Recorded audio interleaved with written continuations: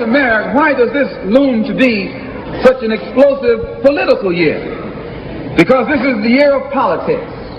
This is the year when all of the white politicians are going to come into the Negro community. You never see them until election time. You can't blame them until election time. They're going to come in with false promises. And as they make these false promises, they're going to feed our frustrations. And this will only serve to make matters worse. I'm no politician. I'm not even a student of politics. I'm not a Republican, nor a Democrat, nor an American, and got sense enough to know it.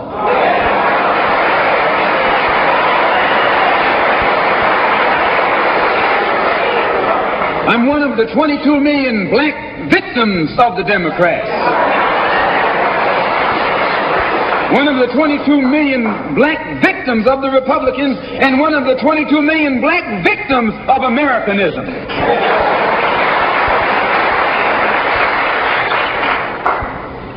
And when I speak, I don't speak as a Democrat or a Republican. I speak as a victim of America's so-called democracy.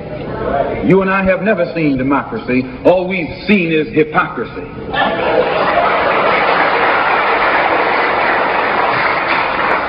When we open our eyes today and look around America, we see America not through the eyes of someone who has enjoyed the fruits of Americanism. We see America through the eyes of someone who has been the victim of Americanism. We don't see any American dream. We've experienced only the American nightmare. We haven't benefited from America's democracy. We've only suffered from America's hypocrisy. And the generation that's coming up now can see it and are not afraid to say it. If you go to jail, so what? If you're black, you were born in jail.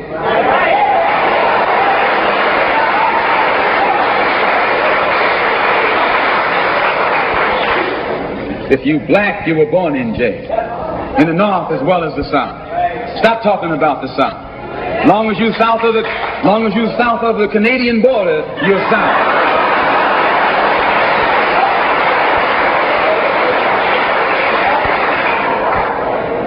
Don't call Governor Wallace a Dixie governor. Romney is a Dixie governor.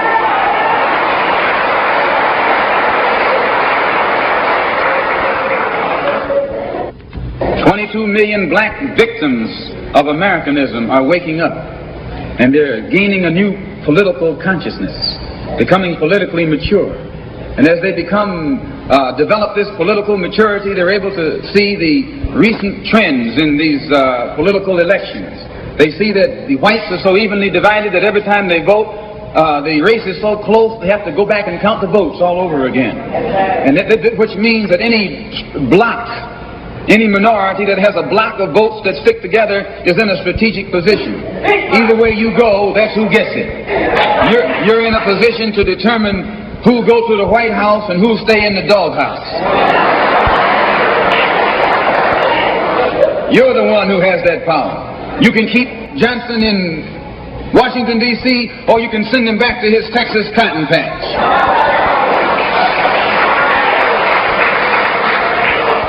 You're the one who sent Kennedy to Washington. You're the one who put the present Democratic administration in Washington, D.C. The whites were evenly divided. It was the fact that you threw 80% of your votes behind the Democrats that put the Democrats in the White House. When you see this, you can see that the Negro vote is the key factor. And despite the fact that you are in a position to be the determining factor, what do you get out of it? The Democrats have been in Washington, D.C. only because of the Negro vote. They've been down there 4 years. And all other legislation they wanted to bring up, they brought it up and gotten it out of the way, and now they bring up you. And now they bring up you. You put them first and they put you last. Because you're a chump.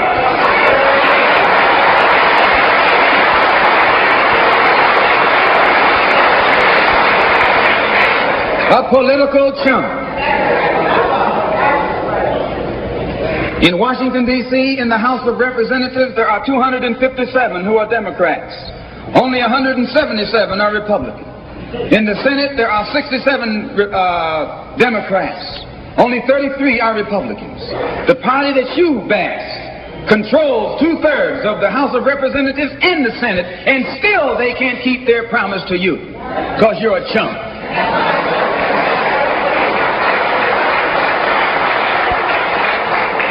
Anytime you throw your weight behind a political party that controls 2/3 of the government, and that party can't keep the promise that it made to you during election time, and you're dumb enough to walk around continuing to identify yourself with that party, you're not only a chump, but you're a traitor to your race.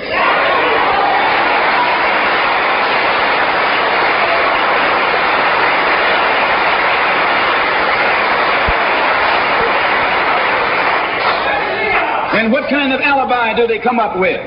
They try and pass the buck to the Dixiecrats. Now, back during the days when you were blind, deaf, and dumb, ignorant, politically immature, naturally you went along with that. But today, as your eyes come open and you develop political maturity, you're able to see and think for yourself. And you can see that a Dixiecrat is nothing but a Democrat in disguise. You look at the structure of the government that controls this country. It's controlled by 16 senatorial committees and 20 congressional committees. Of the 16 senatorial committees that run the government, 10 of them are in the hands of Southern segregationists.